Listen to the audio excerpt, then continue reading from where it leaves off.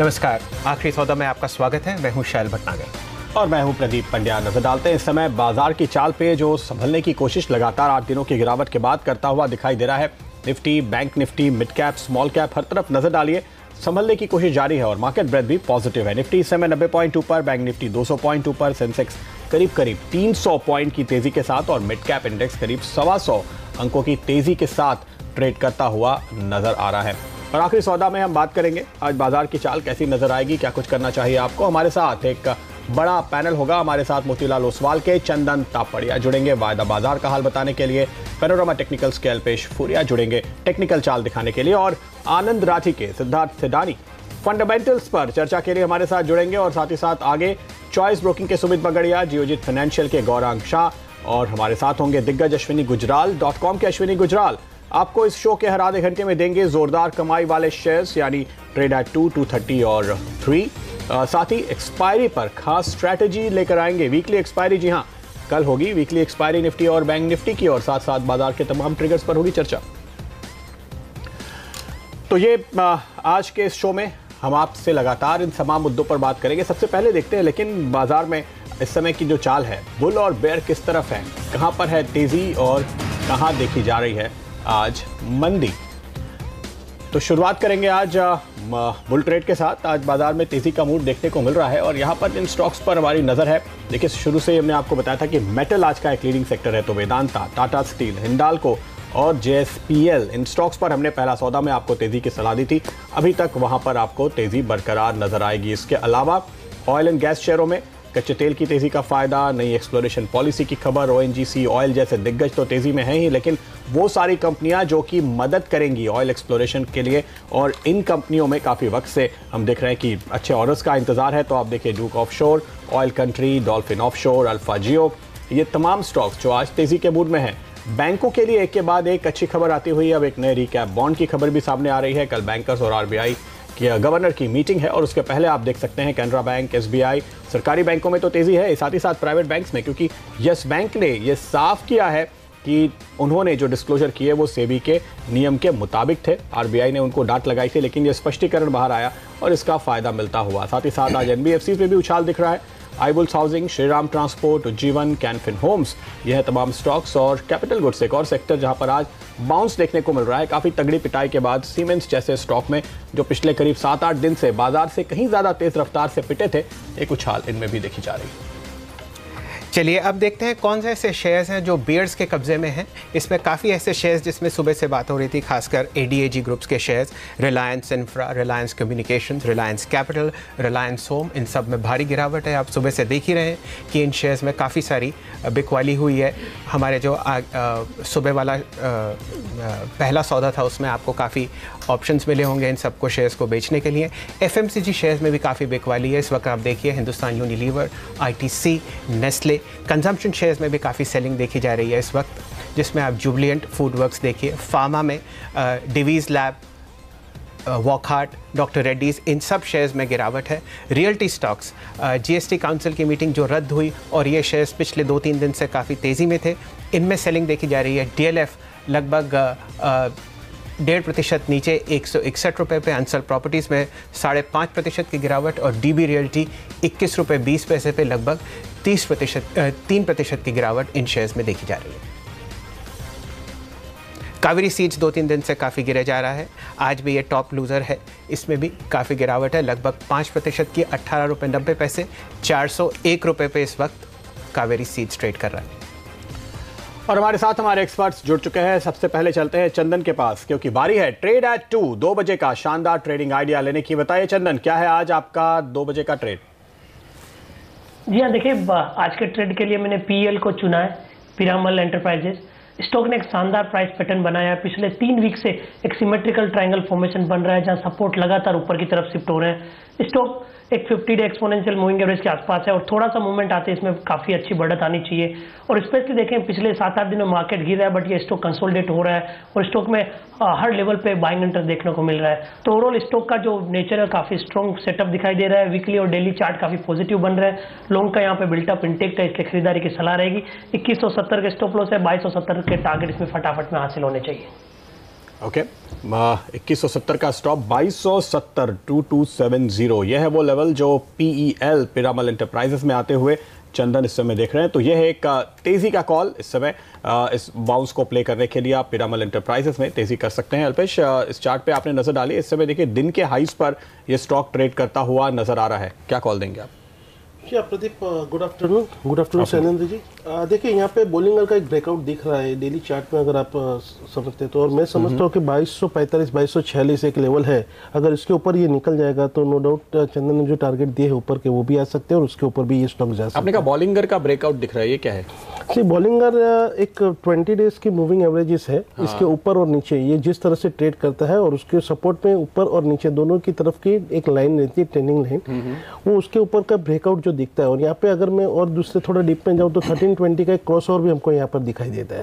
तो मुझे लगता है कि ये स्टॉक जो आपने सिलेक्ट किया है चंदन ने, बहुत ही राइट स्टॉक सिलेक्ट किया है। तो मैं ऐसे कहूँ कि ये बेयर जोन से निकल के बुल जोन में आ गया, जा रहा है। जी हाँ। ओके, तो ये स्टॉक जो चंदन लेकर आए, बहुत ही शानदार ट्रेड आपके लिए इस समय। PEL पीरामल एंटरप्राइजेस तेजी करके चलिए, स्टॉक पे 2270 के टारगेट आते हुए नजर आएंगे। तो यहां पर एक आपके लिए तेजी का कॉल ट्रेड एट 2 के तौर पे आगे, ट्रेड एट 230, ट्रेड एट 3, लगातार हम आपको बहुत सारे शानदार कॉल देने वाले हैं और बीच में भी।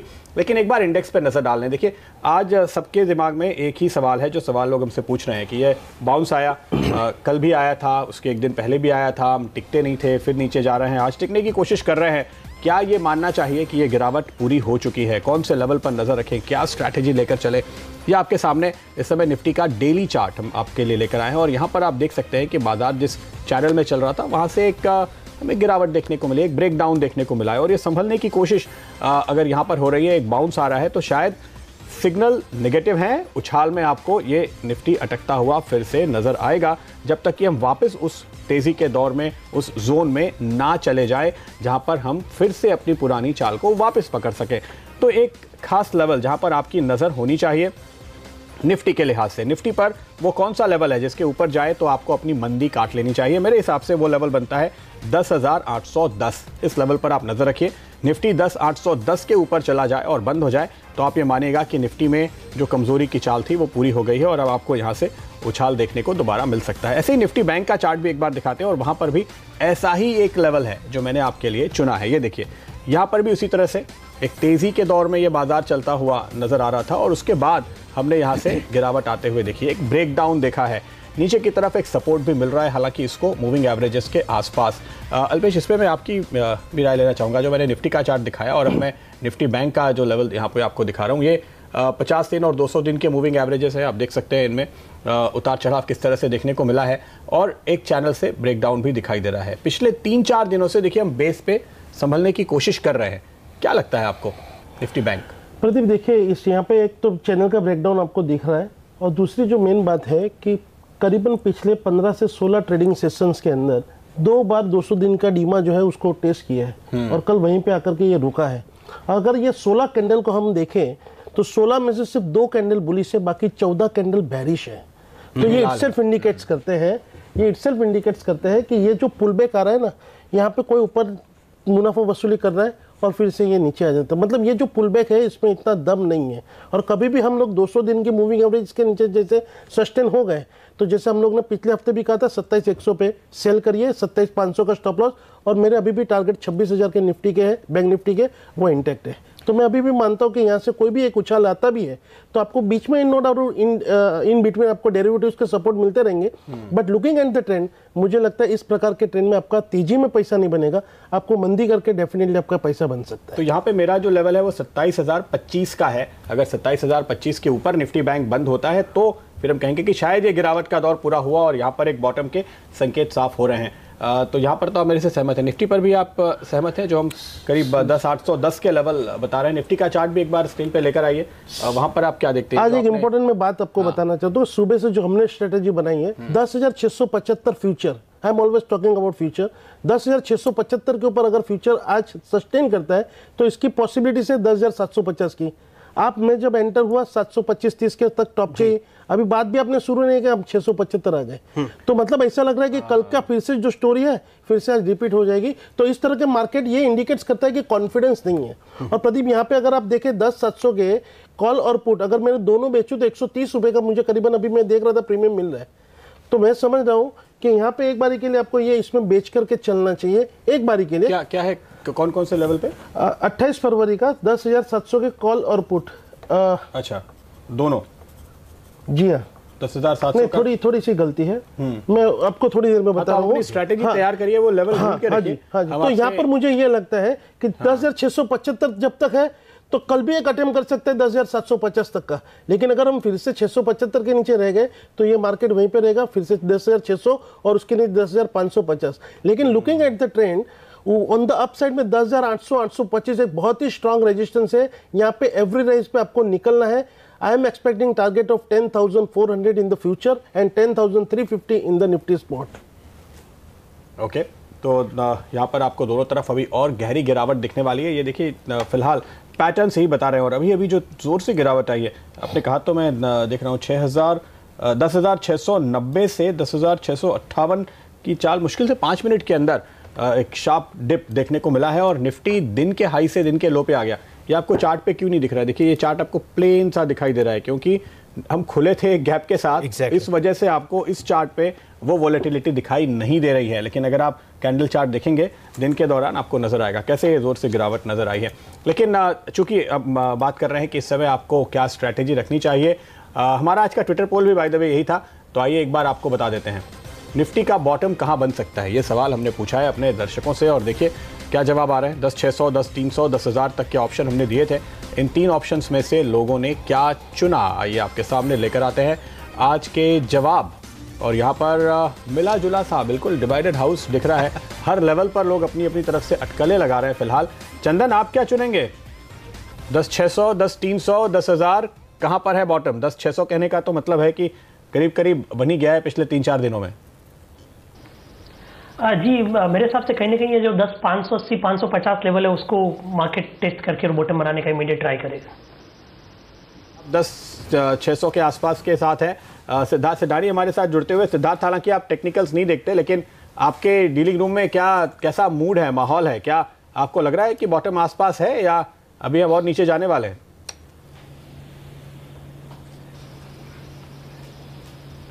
Good afternoon Pradeep ji. Afternoon. Overall perspective से अभी जो डीलिंग रूम की ओवरऑल जो व्यूज है वो लग रहा है कि शॉर्ट टर्म में यहाँ पे बॉटम बन चुका है। थोड़ा सा फेंस सिटर्स, अगर इन्वेस्टर्स निवेशकों की बात करें तो वो थोड़े फेंस सिटर्स बन गए हैं, थोड़ा वेट एंड वॉच करना चाहते हैं, क्योंकि कहीं ना कहीं फियरफुल हो गया है पिछले 7-9 ट्रेडिंग सेशन से। अगर देखा जाए तो लगातार गिरावट देखने के बाद लोग थोड़े से सहम गए हैं, थोड़े से फियरफुल हो गए हैं। हमें लगता है कि शॉर्ट टर्म में यही ट्रिगर है। अगर लॉन्ग टर्म की बात करें, मतलब 3 से 6 महीने की अगर बात करें, तो हमें लगता है कि 10,000 के नीचे कतई मार्केट जा नहीं सकती है, अनलेस एंड अनटिल कोई बड़े ग्लोबल फैक्टर्स बहुत बड़े उभर के आ जाए, तभी हो सकता है। अल्पेश जी, मैं आपका ध्यान केंद्रित कराना चाहूँगा 2 स्टॉक्स पे, वेदांता और टाटा स्टील। ये दोनों शेयर्स निफ्टी में टॉप गेनर्स में से हैं। आज सुबह से काफ़ी तेज़ी में हैं। NSE मेटल्स का इंडेक्स भी उसमें थोड़ा बहुत रिवर्सल आया है। फरवरी के शुरू में लगभग 2,901 पे था, इस वक्त लगभग 2,700 के लगभग है। इसमें 2 दिन का बाउंस बैक है। ये 2 शेयर्स आपको कैसे लगते हैं? अगर निफ्टी में एकदम गिरावट आ रही है पिछले 10-1 मिनट से, तो जो इनकी प्रॉफिट है ये निकाला जाए? देखिए, अगर मैं कहीं पे भी वेदांता की बात करूँ तो एक काफ़ी बीटन डाउन स्टॉक्स था, और जिस तरह से अभी ये मूव कर रहा है ऑन द अपसाइड में, मैं समझता हूँ इमीडिएट जो रेजिस्टेंस है ये 165 तक का है। ये 165 की एक मूव बना सकता है। 165 के ऊपर पहले एक थोड़ा सा करेक्शन लेगा और फिर ये होल्ड करेगा, लेकिन अगर 165 के ऊपर अगर ये स्टॉक क्लोज हो जाएगा तो मैं समझता हूँ यहाँ पे इसकी जो नेक्स्ट मूव बनेगी करीबन 185 तक स्कोर को लेके जा सकती है। डाउन साइड में जहाँ पे भी ये जो करेक्शन आया है वहाँ पे इसमें एक अच्छा खासा लोअर लेवल में यहाँ पे एक एक्यूमुलेशन हमको यहाँ पर देखने को मिला है। और वहीं पर कहीं अगर मैं टाटा स्टील की बात करूँ, सेम काइंड ऑफ फॉर्मेशन यहाँ पर हमको देखने को मिला, लेकिन यहाँ पे एक थोड़ी सी अलग पैटर्न ये बन रही है कि हायर टॉप हायर बॉटम वाली बात हो रही है। 440 से लेकर 500 तक के मूव, फिर 460 तक का एक करेक्शन, और अब ये फिर से 500 के लेवल के पास में टेस्ट करने को जा रहा है।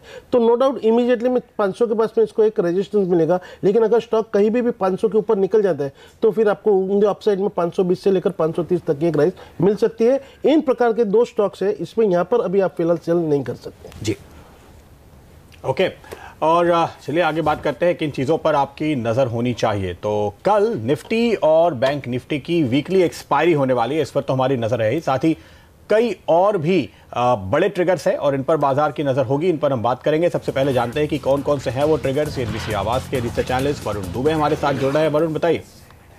देखिए, निफ्टी और बैंक निफ्टी की वीकली ऑप्शंस की एक्सपायरी की आपने बात की, इसके अलावा आरबीआई कल काफ़ी एक्टिव रहने वाला है, क्योंकि आपको याद होगा हाल ही में अपनी क्रेडिट पॉलिसी में आरबीआई ने जो रेट कट किया था, इसके बाद अब ये कल बैंक्स के एमडी और सीईओ से एक बैठक करने वाले हैं और उनसे ट्रांसमिशन के ऊपर चर्चा होने वाली है कि अगर आपने अभी तक पास ऑन नहीं किया है तो आप पास ऑन करें। हो सकता है कि ये गुजारिश भी आरबीआई बैंक्स के एमडी और सीईओ से करे। इसके अलावा जो आरबीआई की जो क्रेडिट पॉलिसी की मीटिंग थी उसके जो मिनट्स है वो भी कल रिलीज करने वाला है आरबीआई। वहीं लिक्विडिटी को इंजेक्ट करने के लिए आरबीआई कल 12,500 करोड़ के ओएमओस भी करने वाला है। तो आरबीआई जो है कल काफ़ी एक्टिव रहने वाला है। स्टॉक स्पेसिफिक बात करें तो टेक महिंद्रा, आपको याद होगा इस कंपनी ने ऐलान किया था कि थर्सडे को यानी कि कल इस कंपनी की बोर्ड बैठक है, बायबैक पे ये विचार करने वाले हैं, तो ये स्टॉक आपके रडार पे होगा।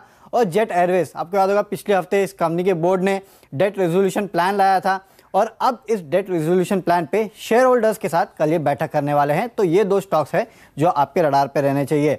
कुछ इंटरनेशनल इवेंट्स भी है जिसके आपको नजर होनी चाहिए। एक तो एफओएमसी के जो मिनट्स है वो कल रिलीज हो जाएंगे, यानी कि कल सुबह 6 बजे के आसपास हमें पता चल जाएगा उस मिनट्स के बारे में। इसी के साथ साथ चाइना के जो रिप्रेजेंटेटिव्स है वो अब यूएस पहुंच चुके हैं ट्रेड टॉक्स के लिए, वो होने वाले हैं कल शाम को। तो इसके ऊपर भी नजर रखें, अगर डोनाल्ड ट्रंप का कोई भी ट्वीट आता है इस ट्रेड टॉक को लेके तो ये जानना भी काफ़ी ज़रूरी होगा। तो इंटरनेशनली दो इवेंट्स है, एक एफओएमसी के मिनट्स और दूसरा जो ट्रेड टॉक्स चल रहे हैं उस पर भी आपकी नजर होनी चाहिए। शुक्रिया वरुण आपका इस पूरे अपडेट के लिए। तो इन तमाम चीज़ों पर हमारी नज़र बनी रहेगी बाजार के नज़रिए से, लेकिन अगर आप देखें तो जाहिर है कि एक्सपायरी पर नज़र होगी, उन तमाम स्टॉक्स पर नज़र रखेंगे जो इस समय बाजार को और ख़ास तौर पे इंडेक्स को ड्राइव कर रहे हैं। चंदन, ये बताइए, आपकी कोई स्ट्रैटेजी आपने सुझाई हो अपने क्लाइंट्स को एक्सपायरी को ध्यान में रखते हुए, यानी अगले 24 घंटे के लिए जो ट्रेड दरअसल बन सकता है?